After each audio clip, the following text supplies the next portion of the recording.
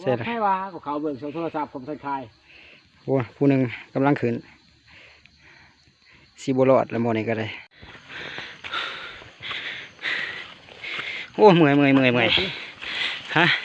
ใช่คือเรียกว่ามันจะแป้งไก่ชีฮอดแล้วเนี่ย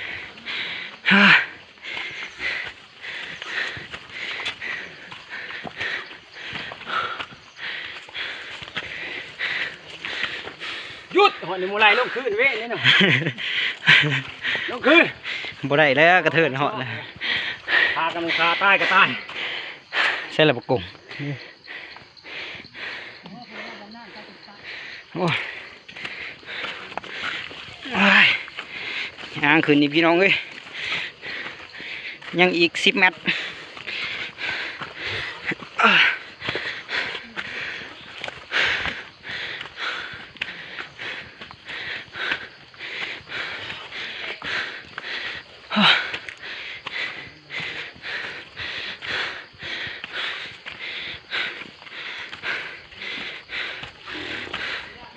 โอ้หมดแล้วตายโอ้น้องทหาร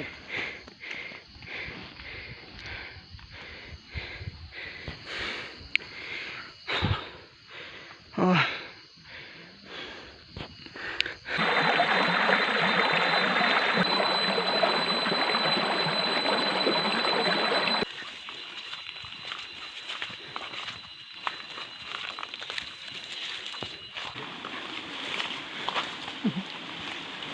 กันบุ้มไปตามเลยนะสิจือเจอน้ำลำธาร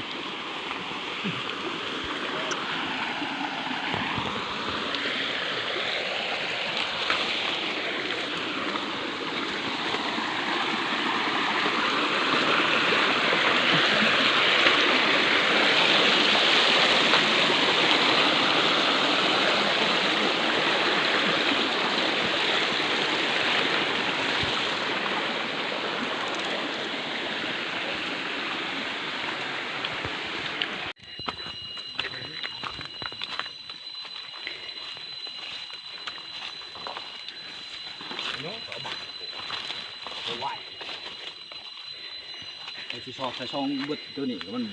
เขาเอาเขาบ่ได้พอดีนี่นะเขาโจ้ผุนโผพวนผู้เดียวได้เลยสันนี่ยกขึ้นจะหมดลีนทำนี่แล้วตัวหนาอยู่นะตัวหาไปนับบ่ได้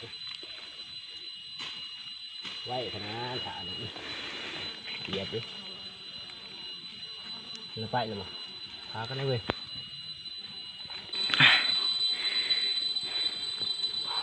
ประมาณจับนี่วะ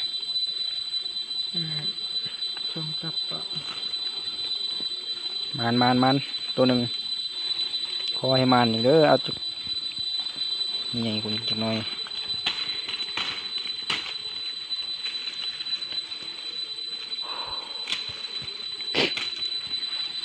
อยู่ป่าอยู่ดงก็จะเสียแล้วชีวิตอยู่ป่าอยู่ดง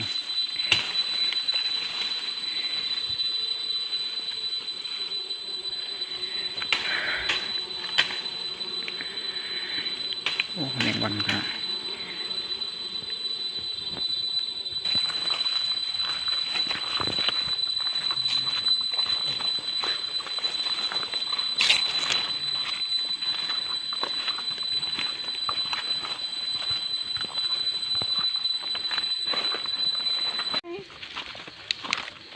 โอ้ทำเจ้าเมื่อไหร่นี่คนนี้นี่ดิยืน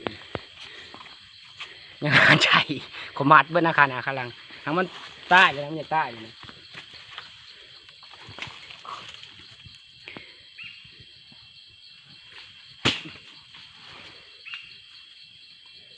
ตัดออกรถนี่ตัดมันเป็นเส้นช่างเราเขาจะผูกมันเป็นช่างนี่ฟ้าเลยแกมันจะขาดเลยนะตัวแต่มันไม่ทันขาดอันนั้นว่าเขาไปเขาจะตบแน่นอนบุจุงพนอนี่เลยเขาหยิงกิ่งออกมานี่เขาก็ยืนนี่ออกมาพูนเขาหยิงเดี๋ยวกูดีนะเขาก็ตอนนี้เขานั่งอยู่คอนนี่เลยนี่กูเห็นแหละนี่เขาพูดีเล่นนี่ว่าจะยิงบนคางคอนว่านะพูนลุ่มคอนไปบอกเขาจะยืนนี่ขอทานเขายืนยิงกูดีแล้ว แกว่าสิ อยากว่าซ้ำตัวนั้นแล้วเนาะ มันบ่เฮ็ดทั้งนั้นมันเพราะมันแตกมันขาด ว่าได้เว้ยแห้งเลย ไอ้นั่นนี่ ที่เขานั่งอยู่โคนบอกเขาว่าสิลงไปกินน้ำอยู่ห้องหันวันนี้เดี๋ยวขอหัวนี่เช็คนี่ผมยืนอยู่หันเลยซะ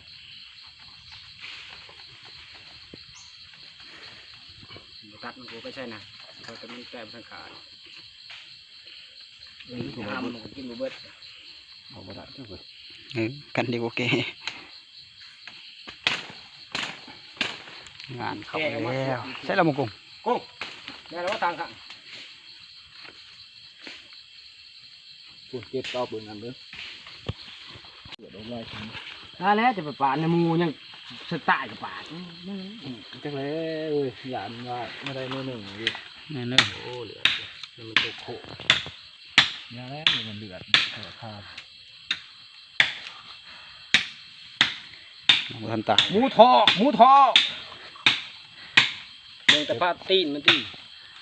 มีดเอาเครื่องสิปาดทำกันอันนี้แล้วเนาะบ่เขา เขาขาเขาแน่ปัก เอาเบิ่งตัดออกเว้ยกินของตัด ตัวนี้ก็ค่อยมัดมัดได้ยังคือนี่แหล้วนี่บ่มัดเฮ้ยหานใจหอดโอเคก็เขายานคือจะว่านี่อ่ะได้เว้ยสิซ้ำก็ กระ โค ดับ ตรได้ ระเบ้าคำใบเลยเอาจนบ่มีลม เจ้าบ้าขยิบบ้านช่องใส่ไปขอ กันไว้ก่อนดีเลยนะว่า เอาก็คือบ่ห้ามที่คือ เหยีย จะ บ ว่า นี่ เนาะ แล้วตัวผ่านตัวนองในโอ้โหเห็นกับห้ามมนทู ตัวเขาว่าเขาจะเข้าไปจับใส่ในนี่ก็บ่เป็นที่คือยังหัวใส่ไปใกล้มันปักเลยนะแก้วขนาดแก้ว แหลมจัดนะตัวทั้งลุมตัวมึงเก็บอันใดว่าสำเนียแถวมัน แก้วทำนี้แล้วตัวเก็บกับแก้วตัวแม่ตัวนั้นมันเป็นหมูแม่ เด็ดอีกไม่ตัวนี้ถึงว่ามันเลยนะตัวเถิกนะแต่มันใหญ่กว่านี้มันใกล้เลยเลย ขึ้นทีละเนาะซี่ขึ้นเลยเนาะ ที่ใกล้ที่สุด ไปตัวเดียวเด้อสามีโนมันใหญ่อยู่นี่ตัวเดียวทำลูกขวดโอ้ยจริงเลยที่ฮัน มันมาแต่ใช่มาแต่ลุม ผักหน่อเปะ ผู้ที่เป็นบ้างนะผู้ที่คักเขามากเลย ฉันอยู่นี่แน่ๆเล่น โบเห็นก็มีอยู่นี่กูวิ่งมายืดอยู่ในล้วนๆยืดกูวิ่ง โอ้มันสมาธิ มันจะไปกบตัวนี้มันบอกมันกินอยู่ในมังเลยเปล่าก็คือแม่นี่คือดังเปล่าวุ้นแต่เขาไปยิงแร่นี่แหละแม่เขาเล่าคุณเขายืนอยู่ในนั้นเด็กเขาโปรลีนเหลือลีนในคนเขานั่งอยู่นี่เขามาห่อเขาก็นั่งพักเขาเห็นแร่มันเห็ดดีเลยทะเลเขาก็พูดเซเลเต้สิยิงแรงเขาเล่ามันเลยคอยว่าสิโลกินน้ำไปไหนคนนี้นะขาเขายืดเลย โอ้มันมาลำลัง มาลังขา โอ้ขาดแต่สิได้ยิ่งมัน เขาก็ยืนพายืนเห็นนี่เห็นตัวขาวๆเช่นเกิดมูได้แล้วเขาตีไม่ได้เขากายนะนี่เขากายใช่ไหม โอ้ดีว่าง ไม่ได้เขาว่าง เป็ด